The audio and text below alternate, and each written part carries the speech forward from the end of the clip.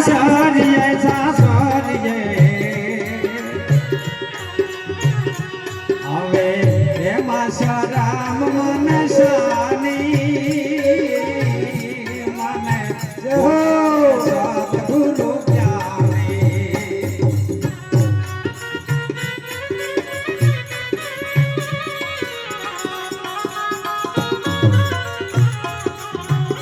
મને બોલાવે સતગુરુ જ્ઞાની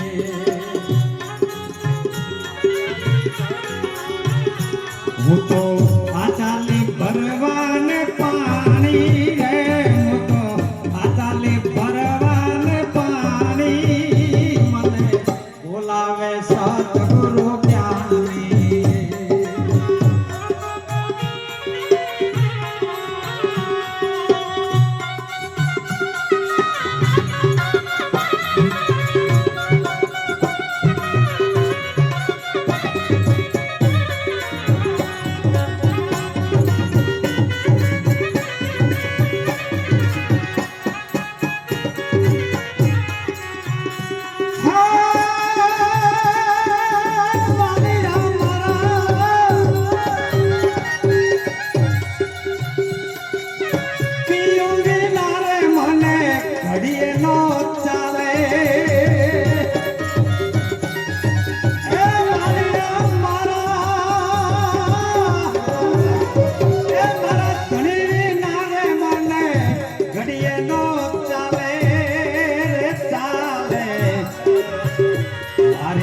વીતી જાય છે જુવાની મારી વીતી જાય છે જવાની બોલાવે સતગુરુ ક્યારે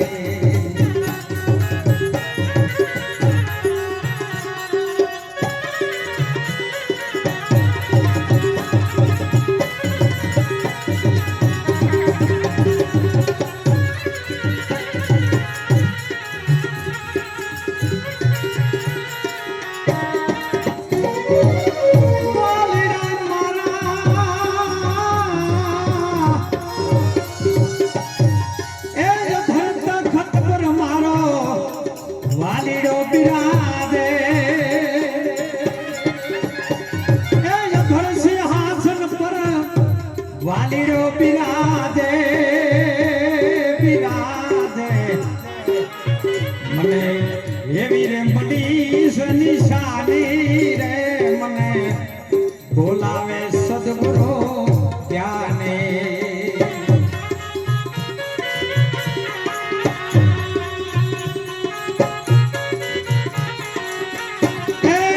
ગગન મંડળ માયા ઉન્મુખ કુવો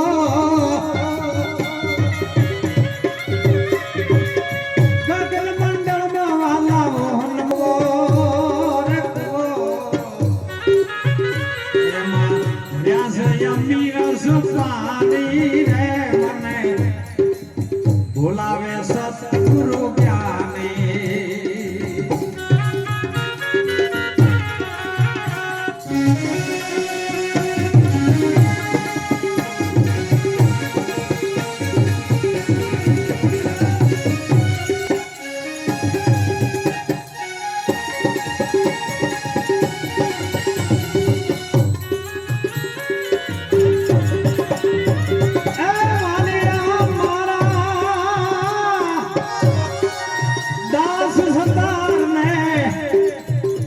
જ્ઞાની બની ગયા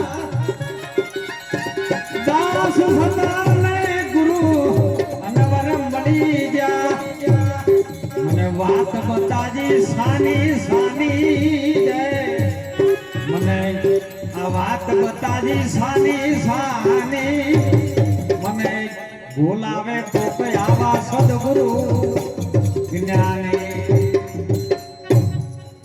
છોડીને પિયરિયું મારે જાવું હાહરીએ હવે આપણને તો હાહર જાતે શરમ આવે કારણ કે લગ્ન જ નહીં કરવા તો સંસારીનું સુખ એવું કાચું અને પરણીને પાછું રંડાવું પાછું એ મુખડાની માયા લાજી મને મોહન પ્યારા મીરાબાઈને લાગ્યું ને એટલે બધું મૂકી દીધું સાહેબ. મને ઘણી વખત પ્રતિભાઈ કે બાપુ તમે ઉપદેશ કરો, કીધું ઉપદેશ ના થાય લ્યા કોઈ દાડો બોધ થાય, ઉપદેશ ના થાય, સમજણ લાય, ઉપદેશ ના થાય. કે બાપુ ચમ ઉપદેશ ના થાય? કીધું જલંધર નાથે ગોપીચંદ ને ઉપદેશ કર્યો, 92 લાખ માળવો મેલી દીધો. મીરાબાઈને રોહિદાસે ઉપદેશ કર્યો, મેવાડ મૂક્યો. જય હો જય હો. અરે હરિચંદ્ર ને તારામતીએ વિશ્વામિત્રએ ઉપદેશ કર્યો, રાજપાટ ત્યજીને એક નોકરી શમશાનમાં કરવા તૈયાર થયો. એટલે તમે તમારા ખિજાનથી 10 ની નોટ છોડવા તૈયાર ના થો, તમને ઉપદેશ શું થાય? આ તો જેને જેને ત્યાગ કર્યો છે ને ત્યાગે છો આગે. અને એટલા માટે ભારતના સંતો તમને તરફ લઈ જાય કે તમે જાગજો, કળી કાળનો સમય આવ્યો છે, ટેકનોલોજીનો યુગ છે સાહેબ. આટલી બધી જ્ઞાનની કદાચ વાત ટપવું ન પડે, કારણ કે તો આપણા ભારતની અંદર સંતોના શાસ્ત્રો એવું બોલે પરથી ભાઈ કે દુર્યોધનના દિલમાં દગો ને લેવી સતીની લાજ. એ 88,000 ઋષિ જમાડ્યા, 88,000 ઋષિ જમાડ્યા. એ દ્રૌપદી ને હાથ બિરાદો પલંગ ઢાળી, એ થાય ઠાકરની થાળી. 88,000 ઋષિ આપણા ભારતમાં એવું કે છે. તો એક એક ઋષિએ એક એક સોફ્ટવેર બનાવ્યું છે. હાલ જે આ વિજ્ઞાન બધું સોફ્ટવેરો બનાવે ને એ બધા ઋષિ મુનિઓનો જ છે. તમે ખાલી પ્રેક્ટિકલ લાઈન મૂક્યું છે, પેલા હતું જ. હવે તમારે ચિયા ઋષિનું સોફ્ટવેર પકડવું છે તમારું ઉપર આધાર.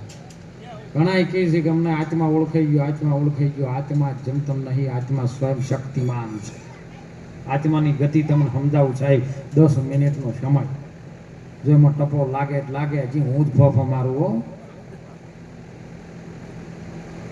આપણા ભારત ભૂમિના સંતો એના યોગ દ્વારા જે મળેલી જે જડીબુટી છે એની વાત ઉપર આધાર કે સૌ પ્રથમ કશું જ નહોતું, એક જ તત્વ રમી રહ્યું છે, શિવ તત્વ છે. સંતોના શાસ્ત્રો એવું કહે છે, દેખાતું નથી પણ છે.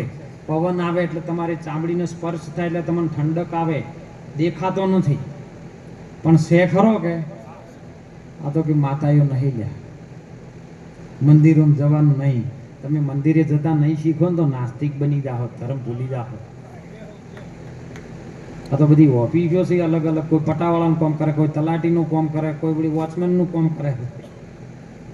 આ બધા ભગવાનની બધી ઓફિસો મૂકેલી છે ને એ બધાને હું પેલું આ 33 કોટી દેવી દેવતાઓને કે તમારે આર્યું કરવાનું, તમારા બાળક પાસે જે આવે એનું ઈ સમાધાન તમારું જોડે. આ તો કોઈ ચિત્ત દુખી, કોઈ મન દુખી, કોઈ તન દુખી, કોઈ ધન દુખી, કોઈ ચિત્ત દુખી ઉદાસ. મેરા સંત એક સુખી જેને હરિ મિલન કી આસ. સંત સુખી છે, આઠો કોર આનંદ. અને એ મહાપુરુષો કહે છે કે એક શિવ તત્વ હતું સાહેબ, જે પરમ તત્વ જેને કહીએ. કારણ કે સંતોએ રવિરામ બાપાએ કીધું 5 તત્વ ને 25 પ્રકૃતિ, અને તમે એમાં તત્વ લેજો તારી, તો એ તત્વ કીધું છે. અને તત્વ પરમ પદ જેને પદ કહીએ એ હતું, એમનું એમ હતું. તમારા પાસે પદ કોઈ આવ્યું પણ પદ જો તમારા પાસેથી લઈ રહેવામાં આવે ને તો પાછળ સણા ન આવે. તમારા પદ છે ત્યાં સુધી મજા કરી લો, અને પદ છે મોણસનું પદ તમને મળ્યું છે તો મોણસના રીતે જીવી લો. અને એમાં પરમ તત્વ હતું. હવે પરમ તત્વના મુખથી, એની ઈચ્છાથી એક બ્રહ્મનાદ થયો છે. એના બોલવાથી એની ઈચ્છા થઈ ને, એટલે ઈચ્છા થાય એટલે 2 શ્વાસ ટકરાવાના ને એની ઈચ્છાથી ટકરાણું છે. હાર્યું એક ઈચ્છા ને કીર્યો 2 થયું. કે હવે 2 થયું એમાંથી એક ટકરાર થયો છે, એને નાદ કીધો છે.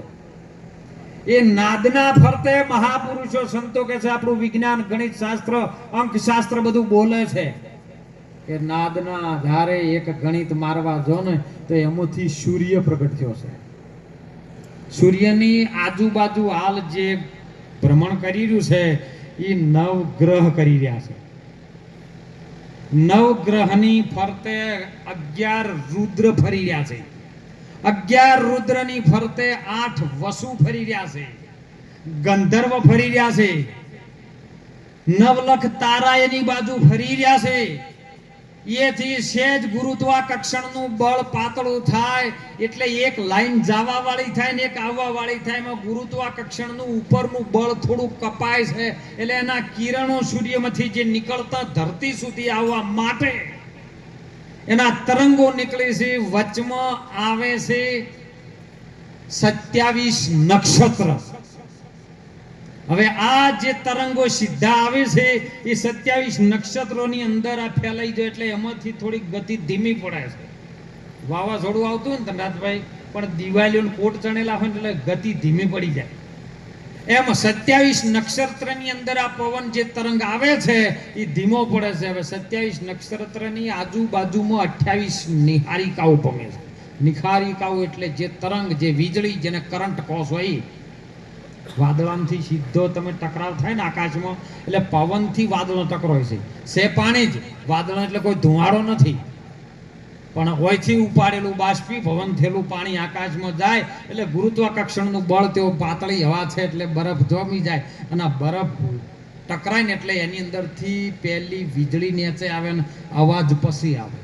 અવાજનું ગુરુત્વાકર્ષણ ભારે છે અને વીજળીનું નાનું છે એટલે વીજળી નીચે આવે એવી 28 નિહારિકા જેને કરંટ વીજળી કહીએ એ વીજળી ફરી છે. હવે વીજળીમાંથી પાસ થઈને જે કરંટ આવે એમાં કોઈ ન્યૂટન આવે છે, કોઈ રિટર્ન આવે છે અને કોઈ 3 પ્રકારના વાયરમાં નાખો છો ને જે વાયરિંગ કરતા એને ખબર. હવે એમાંથી કપાઈને મીટરમાં આવે છે અને મીટરમાં શોક પાડો એટલે સીધું ગોળામાં આવે છે. ગોળામાં અજવાળું કરે છે કે નહીં કરતું. હવે એવડી મોટી જગત બ્રહ્માંડની ભાડોતરી કદાચ એથી સીધી આવે ને તમારા કહે એટલે હું માતા આવી તમને ખબર પડે છે કે ચો રાખે હારી એક વીજળી પડે તો ભેંસું ઊભી ફાડી નાખે છે પણ એના અંદર વાઇબ્રેશન તમારા કેપેસિટી પ્રમાણનું એથી ઉપાડીને જે નાદ સુધી જવું છે તો આટલો તત્વને પાર કરીને તમારે જો તાણે નાદની ઓળખાણ થાય અને નાદ જ્યારે જાગે ને અને વિશ્વની અંદર અભય પદ તમને સદગુરુ આપે, બીજો કોઈ આપી શકે એવો. અને એટલા માટે ખૂબ ટેકનોલોજીના યુગ પ્રમાણે, સમયના વકડા પ્રમાણે ધનરાજભાઈ આ વિશ્વની અંદર ખૂબ મારા વાલા દીકરાઓને દીકરીઓને પ્રાર્થના કરું છું